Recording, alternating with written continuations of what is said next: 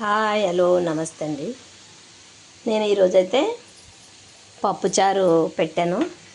మాకు బలసలమ్మ వారి జాతర జరుగుతుంది కదండి. బలసలమ్మ అమ్మవారి జాతర జరుగుతుంది మాకు గత 10 రోజుల నుంచి. ఇప్పుడైతే నేను ఇవాళ పప్పుచారు పెట్టాను, కాకరకాయ ఫ్రై చేశాను, తర్వాత బంగాళదుంప ఫ్రై వేగుతుందనమాట. ఈరోజు 3 కూరలు ఎందుకు వండానో తెలుసా మీకు? చుట్టాలు వస్తానండి, అంటే 3 రోజులు ఉంటారు వాళ్ళు. ఈరోజు 3 రోజులు ఉంటారు. నిలవ పచ్చళ్ళు కూడా ఉన్నాయి మా ఇంట్లో. ఈరోజు అయితే బంగాళదుంప ఫ్రై చేసి ఆవకాయ పచ్చడి వేసి పెట్టేస్తాను.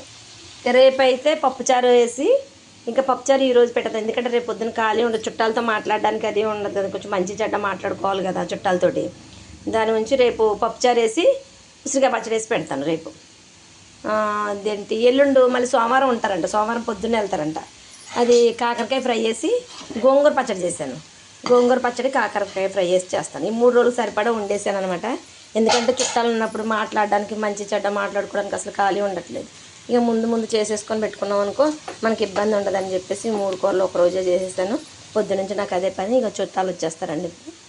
ఇక మరి పప్పుచారు అది పెట్టాను, ఇంకా అన్నీ పెట్టాను చూసుకోండి. ఇక అందుకే మీరు కూడా అలాగే ట్రై చేయండి, ఎందుకంటే అన్నీ ఒకసారి వండాలంటే కుదరదు కాబట్టి, అదే వచ్చిన తర్వాత వండడం కుదరదు కాబట్టి మనం అన్నీ ఒకసారి కొంచెం కష్టం అనుకోకుండా అన్నీ చేసేసుకున్నాం అనుకోండి, చక్కగా తొందరగా అయిపోద్ది. అలా 3 స్టవ్ల మీద 3 వేసేసానండి.